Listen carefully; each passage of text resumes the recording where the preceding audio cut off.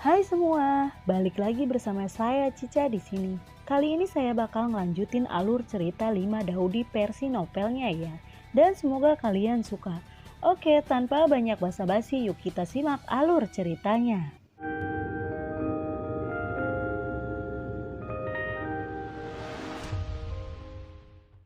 Di cerita sebelumnya, pertempuran di langit sangat sengit dan mematikan.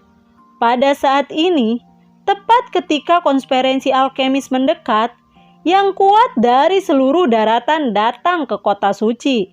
Pertempuran di langit menyebabkan seluruh kota suci mendidih sepenuhnya. Dan Xiaoyan menginginkan ini. Dia ingin mengubah kota suci menjadi kekacauan untuk menyelamatkan Bingxin.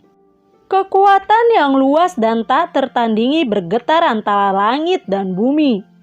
Buam, duar! Dengan ledakan keras, Wutian terpental jauh di tengah kekuatan yang mempesona.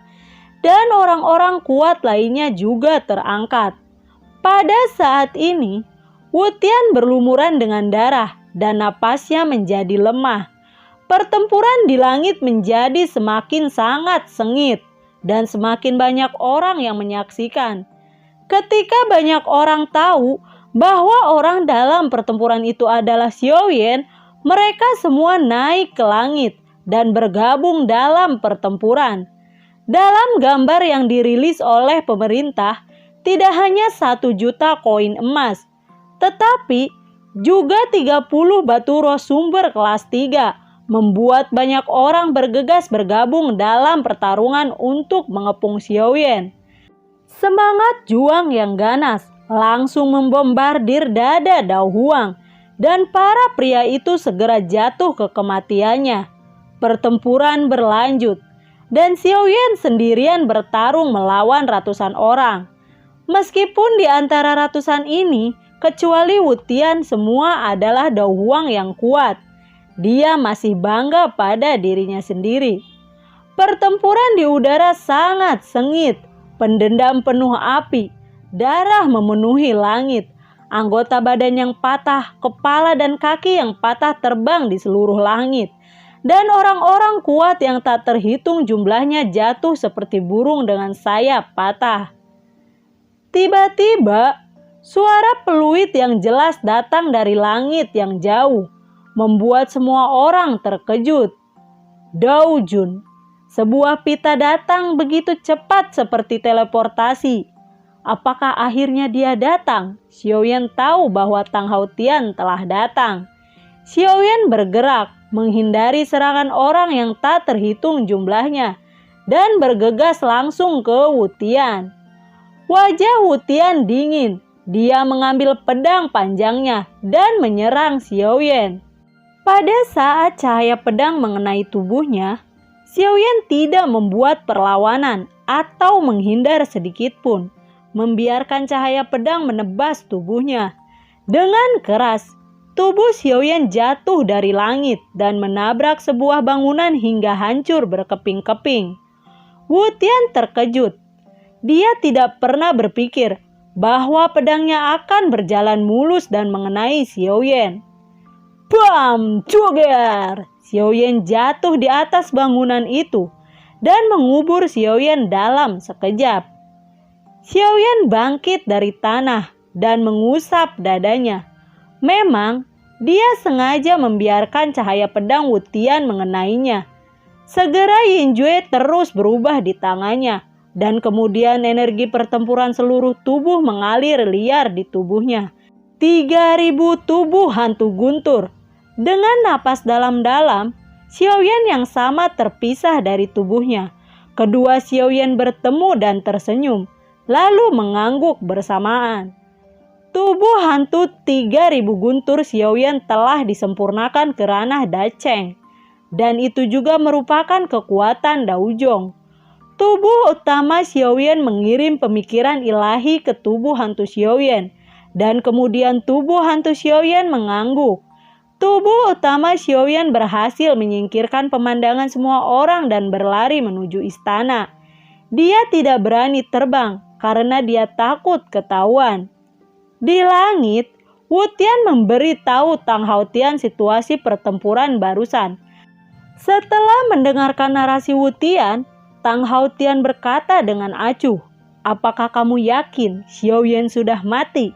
Wu Tian menjawab dengan hormat, "Aku tidak tahu apakah dia sudah mati, tetapi dia baru saja terkena pedangku dan cederanya pasti serius." Tang Haotian mengangguk ringan dan hendak memerintah para prajurit untuk menggali bangunan itu. Tiba-tiba wajahnya menegang dan matanya melihat ke arah tempat di bawah, di mana sepertinya ada sosok yang melintas. Meningkatkan kecepatannya hingga ekstrim, Xiao Yan bergegas menuju istana kekaisaran. Xiao Yan bergegas ke dalam kota kekaisaran, mencari napas Bingxin di satu sisi. Istana kekaisaran Tang sangat luas. Xiao Yan mencari di istana untuk sementara waktu, tetapi tidak menemukan apapun. Tubuh hantu Xiao Yan tidak bisa bertahan lama. Karena itu, dia harus menyelamatkan Bingxin sebelum Tang Haotian kembali. Di sana, Xiao Yan tiba-tiba merasakan napas Bingxin dan berseru kegirangan. Kemudian, bergegas menuju napas itu. Xiao Yan tahu bahwa Bingxin tertutup di dalam ruangan itu. Tapi, bagaimana mungkin tidak ada prajurit yang menjaganya di sekelilingnya? Xiao Yan harus sangat berhati-hati dan perlahan mendekati ruangan. Semakin dekat dia ke ruangan, semakin berbahaya yang dia rasakan. Tiba-tiba, sebuah kekuatan yang kuat turun dari langit, membuat wajah Xiao Yan berubah drastis dan tubuhnya terbang mundur. Dua orang tua berambut abu-abu turun dari langit, perlahan memadatkan sosok mereka. Dua sekte bertarung. Melihat kedua orang tua itu, Xiao Yan merasakan aura lebih tirani daripada dirinya. Dan keduanya sebenarnya adalah dua sekte pertarungan menengah. Orang tua itu seorang pria dan seorang wanita berambut abu-abu. "Anak kecil, tolong berhenti. Bagian depan bukan tempat yang harus kamu tuju." Pria tua itu membelai janggutnya dengan tangan kanannya. "Mereka yang menghalangiku akan mati," ucap Xiao Yan. "Hahaha, napas yang luar biasa. Dasar anak nakal." Pria tua itu meraih tangan Xiao Yan dengan tangan kanannya dan menekannya dengan kuat. Melihat kedua orang tua itu, energi pertempuran yang agung di tubuh Xiao Yan berputar dengan tenang. Pada saat yang sama, napas yang kuat keluar dari tubuh dan kemudian langsung melesat ke langit. "Ternyata Dao Zhong Junior, tidak heran kamu begitu sombong di usia muda. Tetapi dengan kekuatanmu, di depan kita berdua tidak cukup untuk kita melihatnya," ucap pria tua itu. Wanita tua itu menatap Xiao Yan dengan dingin. Dia tidak mengatakan sepatah kata pun sejak dia muncul. Dan bahkan raut wajahnya tidak berubah. Tapi Xiao Yan bisa dengan jelas merasakan bahwa wanita tua itu lebih menakutkan daripada pria tua itu. Wanita tua itu bernama Chen Zhong. "Biarkan aku yang menghadapi dia," ucap Chen Zhong sambil tersenyum dan kemudian perlahan-lahan menutup matanya. Setelah beberapa saat, matanya tiba-tiba terbuka dan dua lampu hitam substantif keluar. Xiao Yan terkejut. Tubuhnya berubah menjadi cahaya dan dia bergegas ke langit menghindari dua lampu hitam itu. Alam api yang berbeda. Xiao Yan menjerit dingin di dalam hatinya dan nyala api meledak, menyapu dunia dan membungkus kedua orang tua itu. Dalam jarak 3 mil, pemandangan di sekitarnya tiba-tiba berubah. Ada lahar panas dan api panas di mana-mana. Dan ketiganya seolah-olah berada di dalam dunia api. Menghadapi perubahan mendadak ini, wanita tua itu tidak lagi tenang. Dan dia merentangkan tangannya. Jerat hitam muncul. Snare drum menjadi lebih besar dalam sekejap. Api melahap garis gelombang. Keterampilan bertarung Xiaoyan yang telah lama ditunggu akhirnya meledak dengan marah, tanpa ragu sedikit pun. Di ranah api, kekuatan Xiaoyan telah meningkat. Sedangkan kekuatan kedua orang tua itu relatif melemah. Dua orang tua yang bernama Chen Zhong dan Mugu mereka dikenal sebagai lonceng kuning dan genderang hitam. Menghadapi pukulan kuat Xiaoyan, kedua orang tua itu sedikit merasa terancam. Keduanya saling memandang dan beberapa cahaya keluar di mata mereka pada saat yang sama. Chen Zhong melengkungkan tangannya ke kiri dan ke kanan, kemudian melemparkan lonceng besar dan Mugu naik ke langit, kemudian mendarat dengan keras di atas lonceng itu. Duar, boom, treng, trong, boom. Lonceng berdering seperti gelombang suara nyata, seperti pisau tajam menyapu ke arah Xiaoyan. Duar, boom, treng, dung, boom. Setiap kali bel dan drum berbunyi, dada Xiaoyan seperti dipukul dengan keras. Seolah-olah suara ajaib itu mengenai jantungnya, menyebabkan tubuhnya bergejolak dengan darah dan kegelisahan. Situasinya sangat tidak menguntungkan bagi Xiaoyan, dan jika ini terus berlanjut, kemungkinan besar dia akan kalah. Xiaoyan bersiul tajam, darah di tubuhnya tiba-tiba menjadi ganas. Matanya bersinar dengan cahaya yang sangat gila, membuat orang merasa ketakutan. Tangan kanannya sedikit terkepal, dan pikirannya bergerak. Pedang panjang ilusi perlahan muncul di tangannya. Sword Soul of God and Demon ditenagai oleh God and Demon Herfire. Kekuatannya akan dipanggil melawan langit. Kekuatannya juga tak tertandingi. Lagi pula, pedang dewa dan iblis jelas tidak sebanding dengan lonceng pagi dan gendang senja.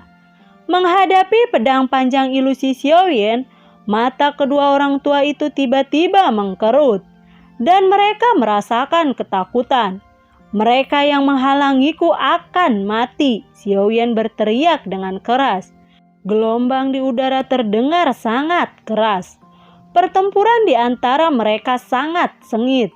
Xiaoyan mengepalkan tangannya dan menebaskan pedang dewa dan iblis ke arah kedua orang tua itu dengan sangat keras. Seketika itu, tubuh kedua orang tua terhempas dan mengeluarkan banyak darah. Mereka terluka parah. Pedang dewa dan iblis sangat kuat. Kita tidak akan mampu melawannya. Kedua orang tua itu bergumam dan langsung melarikan diri. Setelah pertempuran itu, Xiaoyan terbang menjauh dari kota kekaisaran. Tak berselang berapa lama, Xiaoyan berhenti dan melihat kehampaan di depannya. Ruangan di depannya berputar dan sosok tinggi muncul dan tawa hangatnya perlahan terdengar. Xiaoyan, aku sudah lama menunggumu, Tang Haotian berseru. Xiaoyan menatap tajam ke arah Tang Haotian dan bertanya dengan marah, "Mengapa kamu menangkap Bingxin?" Tang Haotian tertawa dan berkata, "Hahaha, aku menggunakan cermin Kuantian untuk menemukan bahwa Bingxin adalah teratai laut hati es yang legendaris, dan aku ingin memurnikannya menjadi pil hati es. Cermin Kuantian adalah harta yang luar biasa, yang dapat menerangi tubuh semua benda di dunia. Justru karena Tang Haotian menggunakan cermin Kuantian untuk melihat tubuh Bingxin sebagai Bingxin Hailian, setelah Xiaoyan dan yang lainnya memasuki wilayah hantu, anak buah Tang Haotian membantai semua penduduk di desa pegunungan itu dan kemudian menangkap Bingxin. Mendengar kata-kata Tang Haotian, mata Xiaoyan pecah, matanya meledak seperti api, dan dia berteriak dengan marah. "Berani kamu melakukan itu?" Tang Haotian tersenyum tipis. "Kamu tidak pantas berbicara seperti itu kepadaku. Baiklah, ini sudah berakhir." Tang Haotian mengulurkan tangan kanannya dan menekannya sedikit ke arah Xiaoyan. Sebuah bayangan telapak tangan besar muncul. Telapak tangan itu benar-benar kuat. Tepat saat bayangan telapak tangan hendak menyerang Xiaoyan, sebuah tirai cahaya tiba-tiba muncul di depan Xiaoyan dan melindungi Xiaoyan. Bayangan telapak tangan membombardir tirai cahaya tanpa suara. Kemudian, tirai cahaya dan bayangan telapak tangan itu musnah dalam kehampaan. "Siapa?" Wajah Tang Haotian dingin dan dia dengan tegas berteriak pada kekosongan di samping Xiaoyan. Sosok Qian perlahan muncul di samping Xiaoyan. Pria itu mengenakan jubah hijau dan menggunakan topeng manusia. Melihat pria di Xiying yang tiba-tiba muncul, Tang Haotian merasa ketakutan. "Siapa kamu?" ucap Tang Haotian dengan keras. "Kamu tidak perlu tahu siapa aku," ucap sosok misterius itu. "Kamu?" Tang Haotian sangat marah ketika dia mendengar ini. Tidak ada yang berani berbicara dengannya seperti ini. Meskipun pria Xingyi terlihat sangat kuat, dia memiliki pedang dewa dan iblis yang mampu membunuh dewa dan iblis. Tang Haotian tersenyum dan berkata dengan suara dingin, "Kamu sangat berani. Tapi aku ingin kamu tahu bahwa jika menyinggung Raja Haotian, pasti tidak akan berakhir dengan baik." "Oh begitu. Baiklah, aku akan menunggu. Aku sudah lama tidak merasakan ancaman ini." Pria di Xingyi mengangkat alisnya dan berkata dengan tenang. Suara itu membuat Tang Haotian merasa depresi. Tang Haotian berhenti berbicara dan mengeluarkan pedang panjangnya. Tang Haotian memegang erat pedang dewa dan iblis yang tiba-tiba memancarkan kemenangan besar dan cahaya hitam yang menyilaukan. "Pedang dewa dan iblis," seru pria di Xiying. "Seperti ada sesuatu yang hilang," ucap pria Xiying dalam hatinya. Dia mengetahui bahwa pedang dewa dan iblis di tangan Tang Haotian itu tidak lengkap. Tapi dia merasa sedikit khawatir. Mungkinkah era kekacauan datang lebih cepat dari jadwal?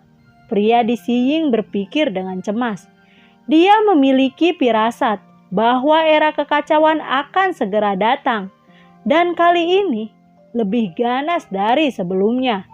Begitu era kekacauan datang, tidak dapat dihindari, termasuk benua Qi Asal, benua Dauqi, dunia 1000 besar dan alam umur panjang, dan bahkan alam itu akan terlibat dalam kekacauan. Ada ekspresi khawatir di mata pria Xingyi, dengan banyak pikiran di hatinya, dan dia segera membuat keputusan untuk membantu Xiaoyan meningkatkan kekuatannya sesegera mungkin. Lalu, bagaimanakah kelanjutan ceritanya? Nantikan video Cica selanjutnya ya. Bagi kalian yang suka akan alur cerita yang Cica bawain, kalian bisa like, komen, share ke teman-teman kalian ya. Cica ucapin terima kasih juga buat kalian yang sudah mensupport Cica lewat link Saweria di bawah kolom deskripsi. Dan semoga sehat selalu ya buat kalian. Cica mohon pamit dan assalamualaikum. Dadah.